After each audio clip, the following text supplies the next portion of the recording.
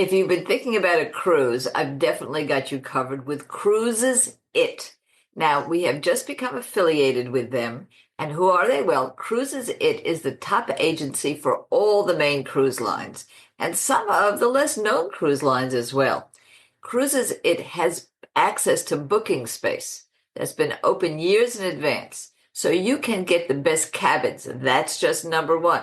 But they also make the prices lower. The cruise lines give Cruises It their own exclusive agency discounts.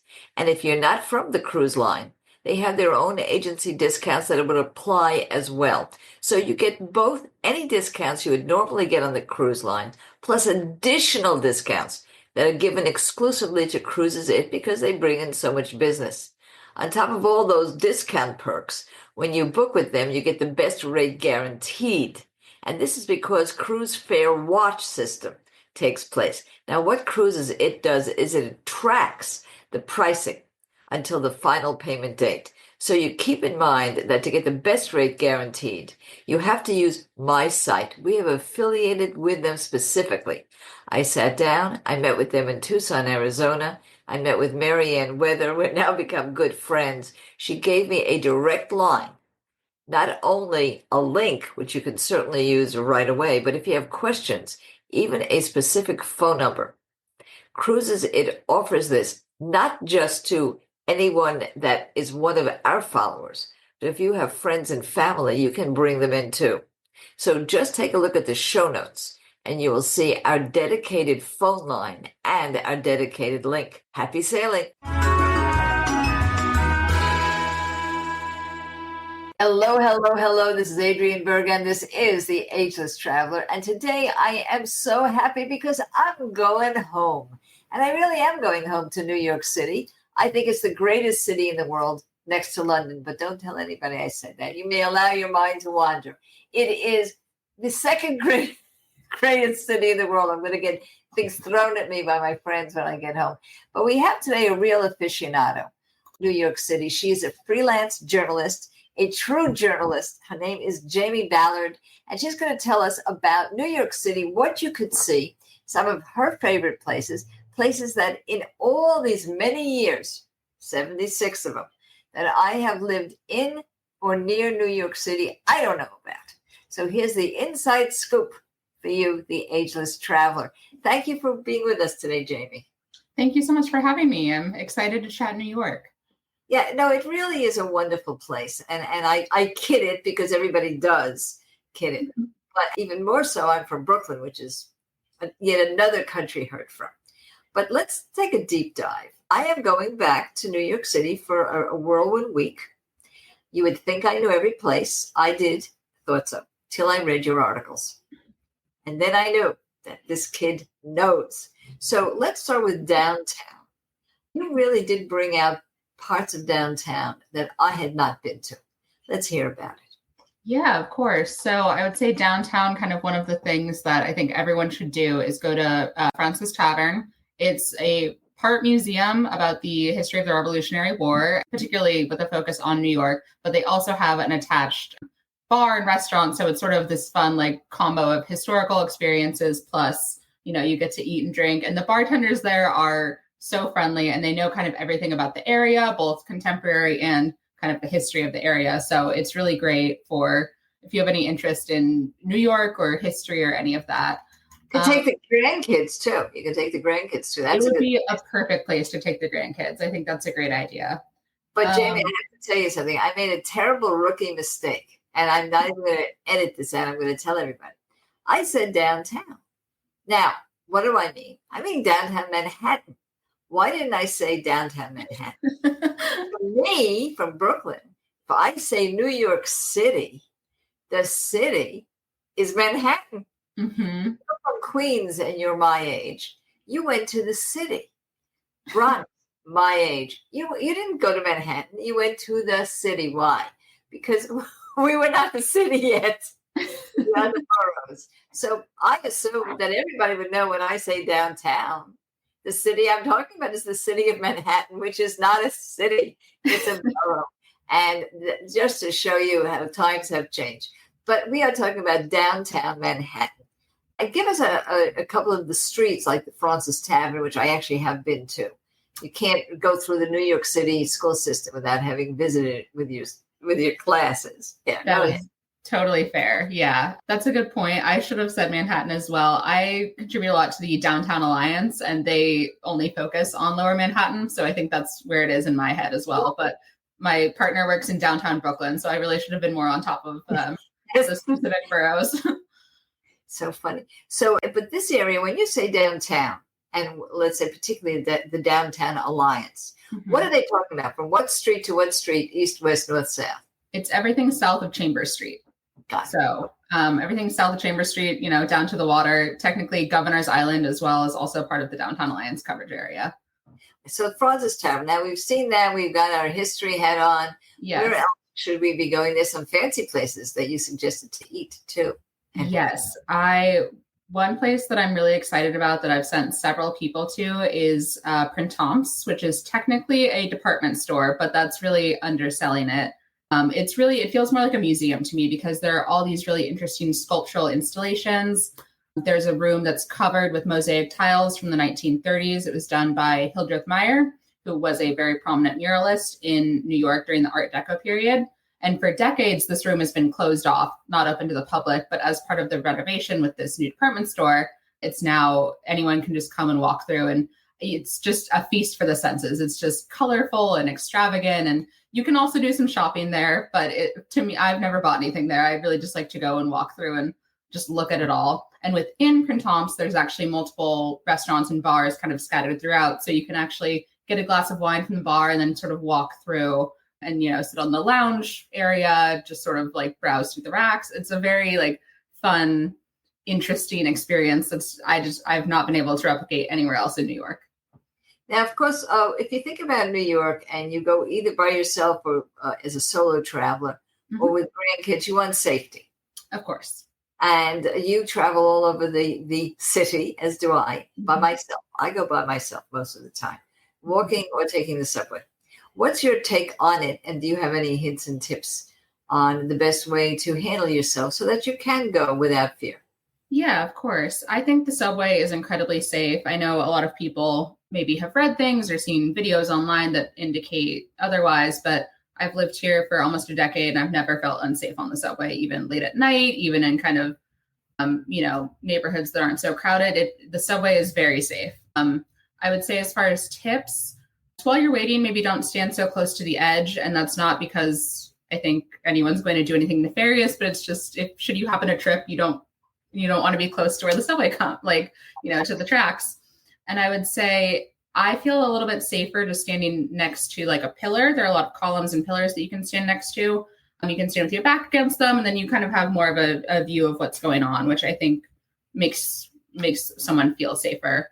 As far as just sort of logistics, I would say if you have mobility issues, many of the subway stations do have elevators, so you can specifically try and orient your travels around those stations that have those elevators. And I would say New Yorkers as a whole, I know there's maybe a reputation as being not so friendly, but if you aren't sure which side of the platform to be on or where you're going, you can ask someone, and most people I've found will be helpful. So my hints and tips on subways is twofold. First of all, like you, I am not afraid. I don't make a particular eye contact. I will say that that has carried over from many years of times when it wasn't so great on the subway. So I generally don't make eye contact. I'm not making friends on the subway. Yeah. It's not so much that I have a safety issue for other people. It's the cleanliness. One of the things that I am very aware of is that you put your hand, particularly for us older adults, we put our hand on the rail. When we walk down the steps, there's a lot of walking unless you take the elevator as you suggested, and there's a lot of escalators too. I generally do take a tissue, and I put a tissue in my hand, and then I put my hand on the rail. So that's the kind of thing, much more that an insider would know. And the outsider is afraid for their life. I'm more afraid for your immune system. The bus system is also wonderful. Just be prepared to wait for the bus. Yes. But it's terrific. Now let us go back downtown. There are terrific museums downtown. A lot of people miss those. So tell us about those. Yeah, downtown there is in addition to Fraunces Tavern, there's also the National Museum of the American Indian. which is an outpost of the Smithsonian. Yeah, it has exhibits on ancestry, connection, and, the people who called New York home before, long before any of the settlers came or any of that. So that's a great museum. There's also the South Street Seaport Museum, which is sort of what it sounds like. It's about the maritime history in and around New York. And you can actually climb on historic ships, some of which actually leave the harbor and go on trips around, or they leave the pier and go on trips around New York Harbor. So you also get some great views of the Statue of Liberty and the lower Manhattan skyline. You also get some great views of what you wish you had bought in 1980. That is true. That is very true. I could shoot myself, but that's for a different show. All right. There's one more museum, actually, that I want to mention. Mercer Labs, which is an art and technology museum. And kind of like Printemps, it's just this sort of overwhelming. There's color and lights and sound, and it's just this very immersive experience that I definitely recommend. So I have not been to that, and I heard about it first through your work. Oh. I have a 7-year-old granddaughter. Mm-hmm. She loves STEM. She's in a STEM camp, science and technology and all of that. Is it appropriate for children, that particular? I would say it's appropriate for children. I think maybe some of the ideas behind the art installations might be a little bit above her 7-year-old understanding, but I think as far as just sort of a general appreciation of the technology that's making the art happen, I think she would love it. Now, you did mention going from the pier. There are other boats in New York City, and it's like Chicago. It's like France. It's like the Thames. You really don't want to go to New York City, particularly if you're only going once or twice, and not have your boat view of the city. It's very important to have that boat view. So tell us some of the ways we can do that. One of the experiences I tell everyone who visits New York to try out is taking the Staten Island Ferry, because it goes right past the Statue of Liberty. If you're standing on the right side of the boat, departing lower Manhattan, you should have a great view of it. You get pretty close. You can get excellent pictures of it, pictures of the statue, pictures of Ellis Island. And it goes to Staten Island, and you can just basically hop.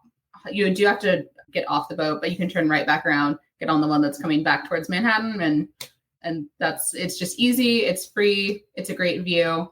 Other than that, there's also the New York City Ferry, which does have several of their routes stop at Wall Street. So easy to get to from anywhere in downtown Manhattan. And from there, you can go up the East River. You can go towards Queens, where I live. You can go up towards Midtown if you're headed up there to see other museums or exhibits. I think you can go all the way actually up to East 90th Street, which is pretty far up there. Or you can head actually out to the Rockaways, out to the beach in New York, which I understand most people who visit New York from out of town aren't here for the beach, but it's quite fun. It is a lot of fun. I learned a lot about theater in Rockaway. Rockaway had had a theater, and had a playland, and had so many things. But it is a wonderful beach if you happen to want to take a day or two and you're here for a while. Mm-hmm. I'll also give you one other ferry hint, which is not downtown, and that is from 34th Street, where you're really very close to Broadway. Mm-hmm. You can take a ferry to New Jersey, and it will take you to Edgewater, which is a very interesting little place. You almost feel like you are in a New England town in Edgewater, New Jersey, because it's a water town. You'll have a little park and flags and some interesting restaurants, but it takes only 11 minutes. It does cost $8. But if you do that, you're entitled to a bus, which is in New York City, and it takes you from 34th Street to Broadway and to other interesting parts uptown New York. So all of this is really quite affordable and a lot of fun, and the views really will knock your socks off. There's no doubt. And the good thing about New York City is it's all weather. Mm-hmm. I have been on these boats in a storm, in the snow, in the most beautiful weather. It really doesn't matter. Now, let's go back. We're going to take a little bit of a break. Right? And when we come back, we're going to talk a little bit culinary adventures in New York City, for which it is known, and art. Don't you guys go anywhere.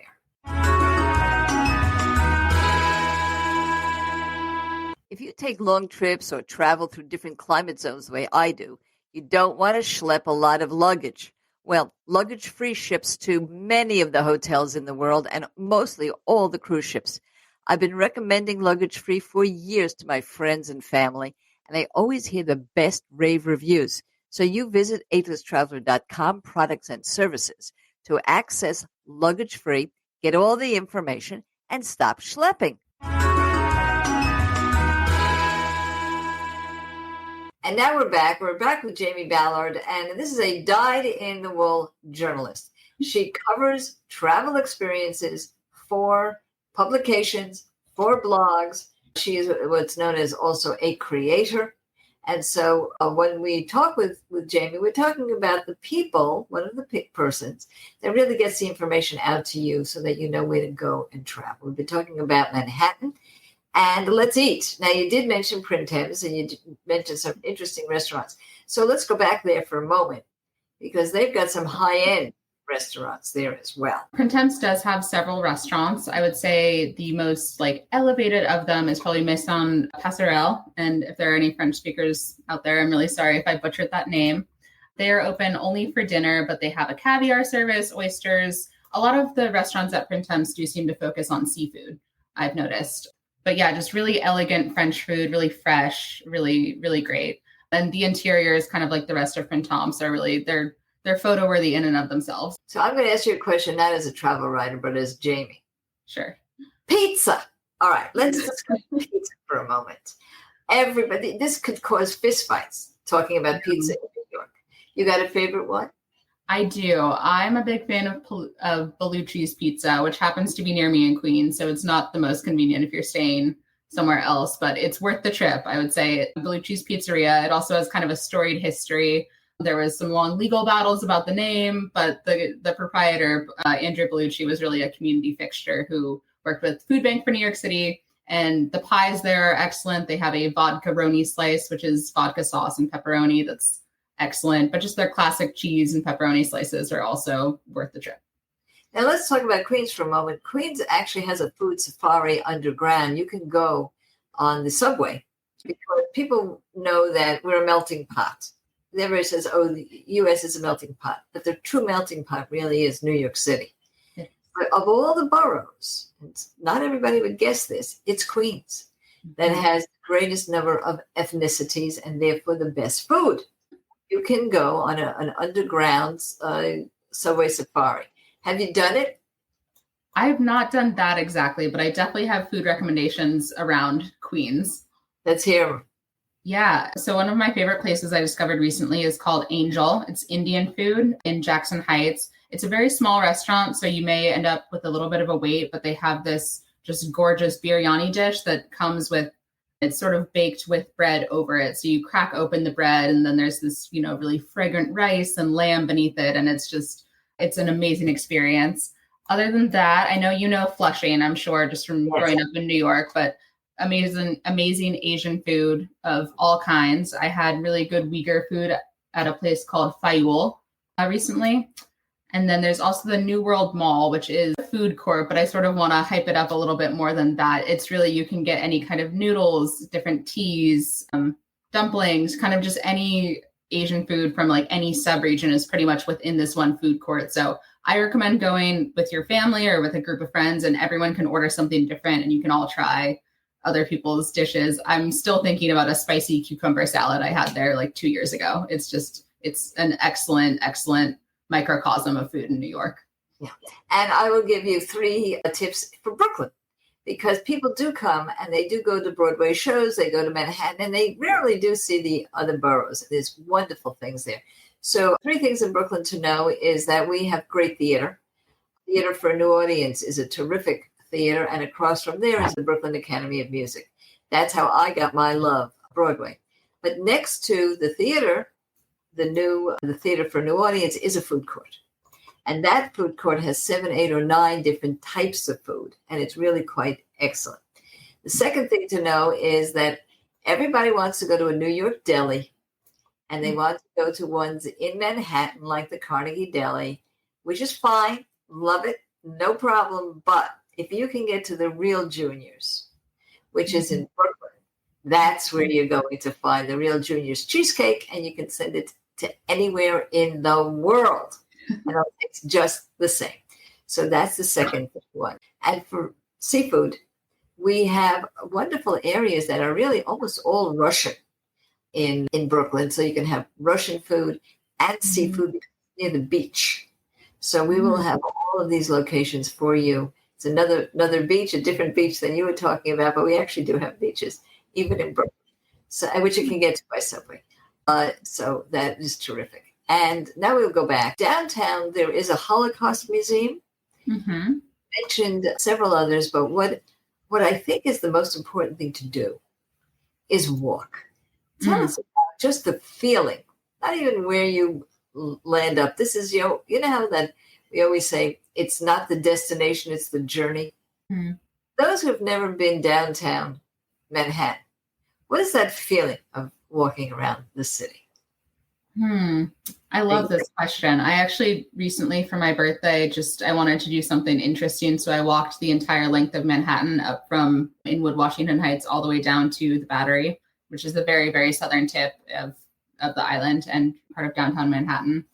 But I would say if you don't feel like doing that, which, is quite a long walk, if you're walking just around downtown, sticking sort of to the water's edge for the most part, you'll see, if you start on the side by the East River, you'll see Brooklyn in the distance. That's where the South Street Seaport Museum is as well. And there's just a lot going on. It's always kind of a hub of activity. I love walking or biking through there because there's just so much happening. It feels really vibrant. And then you can continue south. You'll see the Governor's Island ferry and off in the distance, Governor's Island. You keep walking kind of around the curve of it and you'll see the Statue of Liberty in the distance. And then once you kind of loop over to the Hudson River side, it's I would say a lot calmer, but it's very peaceful. And I think people might not associate New York as being a peaceful place necessarily, but there's just these really wide open paths. You'll see other people around, but it's generally, there's more of a hush. It's very quiet. And you can kind of just keep going up that way. If you wanted to, again, you could walk on the waterfront all the way up the island if you felt like it, and never get bored. And I want to tell everybody before we take this little break, I belong to a club, and it's a free club. It's called Free Walkers. Anybody can, anywhere in the world, join it. It is located, though, in New Jersey, New York, Philadelphia, and they do free walks around the city all the time.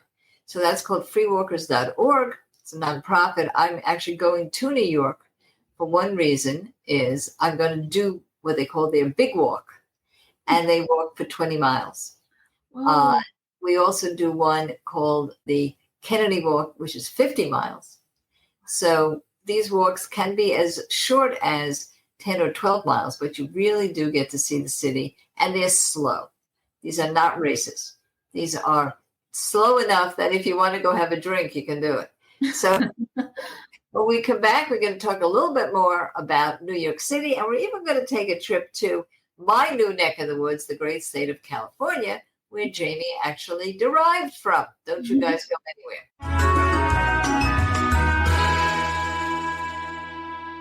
For many years, I had a radio call-in show, almost about 20 years. I'm very used to hearing your questions and answering them. And if I can't do that, I have a battalion of experts who can. Do you have questions about travel, about volunteering, perhaps just about volunteering, or even your next step in life after retirement? Well, if you have those questions, please ask Adrian. Very simple to do it. Go to fanlist.com/agelesstraveler. That's fanlist.com/agelesstraveler. You'll see it in the show notes. And ask me by text, by voicemail. It's free. We will get back to you. And if we get enough questions, we'll start to live stream and you'll be able to ask me on the air. fanlist.com/agelesstraveler. Now we are back and we're talking with Jamie Ballard, and we've been concentrating on Lower Manhattan, but we haven't decided where we're going to stay when we get there. So help us out, Jamie.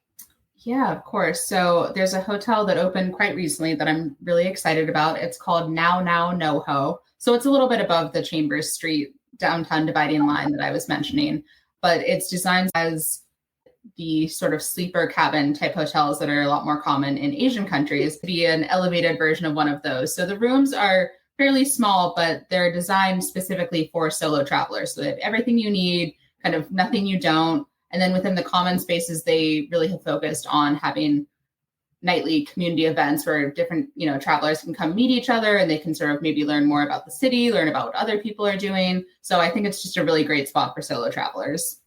And another hotel that I'm also excited about is called the Warren Street Hotel. Also opened somewhat recently, I think last year, but it's just like a maximalist dreamscape. Everything is super colorful. They've really selected a lot of interesting art, very sculptural lamps, and these like giant sort of rope woven tapestries in the bar and common areas.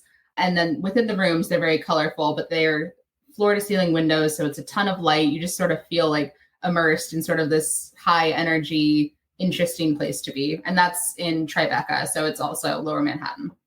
So that's wonderful. Now, with regard to the one that is smaller and great for singles, it's doing something that I think all hotels can do. And that's bringing people together because they share their experiences and then they could feed off each other. On the maximalist concept that you had, full disclosure, I belong to a Facebook group. Are you ready for this one? Called The Maximalists. Any of you can look at the back of my screen on our occasional little YouTubes. It is wall-to-wall pictures. And there's Jamie shaking her head. I see that, she says, maximalist. So I have to see that. And I live in Palm Springs, right? So you're not supposed to do that. That's a real no-no. I can't let people into my apartment. Minimalist. So hotels we've got covered. Now we're going to take a little bit of a new trip right now to Carlsbad, California. And I'm particularly going to keep my ears open on this one. I have not seen enough of California. I've been here many times and I live here. But that's a place I went to once, decades ago, for basically a mud bath. What would I want to see if I go back now? Where was your mud bath? Was it Omni La Costa? Because that's a pretty well-known. Of course it is. Okay. In fact, we're going to have a spa expert on, and the first place she mentioned was that because she went there many years ago. It was one of the basic ones that you did go to, yes. Yes, I love Omni La Costa. That's probably one of the first things I would mention as being associated with Carlsbad. But I think kind of the marquee thing to do in Carlsbad is the flower fields, which are seasonal. So you do have to sort of time your visit right.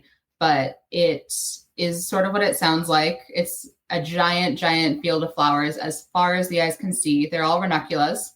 And they are all different colors. And they're sort of planted in rows associated by color. So you'll have kind of this whole swath of, 30 yards of yellow flowers, and then beyond that, 30 yards of orange flowers, and so on. It's just an amazing place to go walk around and take it all in. It's just very colorful and vibrant. And then, you have the bright blue California sky above you, and it just feels like otherworldly is probably the best way I can describe it. So I would absolutely take some time to see the flower fields when you're there. And then the other thing I would do is I stayed at Beach Terrace Inn last time I was there, which is, I believe, Carlsbad's only hotel that is right on the beach. And they have kind of a private beach area and, you can borrow umbrellas and all of that. And I think maybe my favorite thing I did besides the flower fields was just walk straight out of my hotel room onto the beach and then just go for a long, long walk on the coast. It's just, it's a beautiful, beautiful area. Well, you triggered something with me. I certainly will do a show that's devoted to garden travel. Yes. I tend to think about it as English gardens, formal gardens that are associated with homes. But in the great state of New Jersey, which is my second adopted home, we have Presby Gardens, which sounds very much like what you're talking about with ranunculus. But in that case, they're orchids. Now here in Palm Springs, tomorrow, I am going to the Lavender Festival. And people associate lavender with France.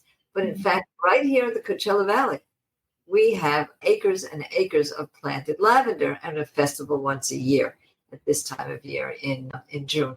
I actually starts in May, goes all the way through July. Oh, wow. So Long season. These are terrific.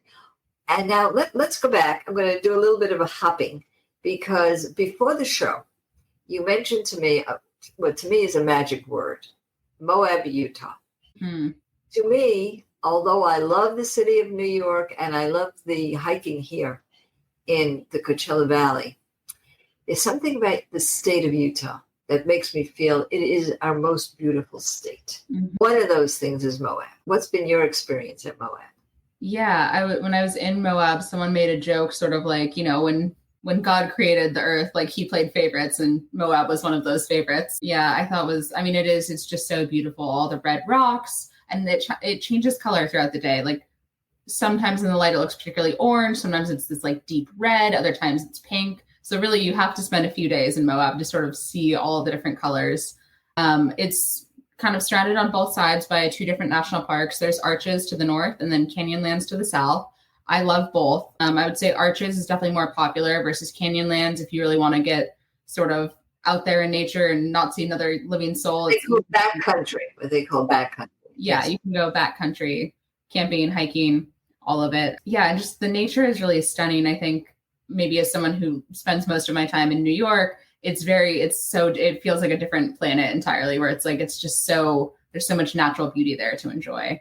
And I would say it's very easy to navigate. You most likely do need to rent a car or to drive there, but driving everywhere, parking everywhere, I found it very, very easy. Yeah, and let me say that I'm a hiker. My husband is not. Mm-hmm. And you can accommodate both. There are many Jeep trips that you could take for the day. There's walking trips. In some cases, you can go on a horse. This is something he does that I don't. So there's something for everybody, as well as, of course, the traditional hiking, camping, and staying in beautiful lodges. There's a tour company I'd love to shout out called Ancient Waves. That's WAYVES. And it's an indigenous-led tour company. And I went on a hike with them. And it was just so amazing sort of hearing about how people used to live on these lands of Utah. But they also do river rafting tours. So next time I'm there, I definitely want to do a tour on the river with them. Yeah, a hint for the ageless traveler. I must have been 55. My mother, I guess 75. And we went down the Snake River. We rafted down the Snake River. And she was just fine. So you don't really need any experience. It's not like you have to be a strong swimmer or you know how to raft. It's just an easy thing to do. So yes, thank you. And I will tell everybody, as I always do, that all of these different references will be on our show notes, which is so important because I do want you to go, not just hear about or listen. Now, before we wrap up, I do want to ask one thing that must be on everybody's mind.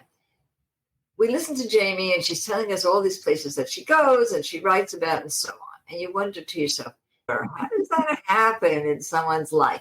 So how does that happen in your life? Yeah, that's a great question. I've been a journalist since I was probably 12. I started working for my hometown newspaper in Sonoma, California. When I was in middle school, they had a student reporter program that I got in with. And then I kind of just decided I loved writing. I kept doing it through high school and college.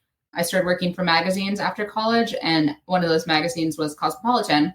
And they basically are connected with some publicists in the travel industry who will offer journalists these trips where they'll sort of coordinate the activities, coordinate the hotels and everything.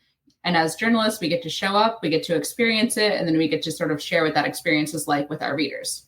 So that's sort of how I got into travel writing. And then I just kind of realized how much I loved it. And now I write for a handful of other places. Where's your next trip before we end with you? As far as personal travel goes, I'm going to Montenegro in the end of July as a belated birthday trip with my partner. So I'm very excited to spend some time on the coast, do some hiking, do some wine tasting. And yeah, Montenegro right below Croatia it's been on my list for a while. So I'm happy to finally go. We had the pleasure of going last year. I do tell you to walk the old city. It's a wonderful place. So, and then while you're there, buy real estate. You don't go back to Tribeca. Only this is Montenegro, and say, I wish I had bought the real estate. Buy it now. It's a good. All right. So for everybody else, remember that we do have a Facebook salon called The Ageless Traveler. Please go on agelesstraveler.com. Join our salon. We have a free newsletter every Tuesday called Travel Tuesday that fits in all these things that we cannot cover on the air. And of course, we'll be traveling with you. This year, we're hoping in 2026 for it to be Japan.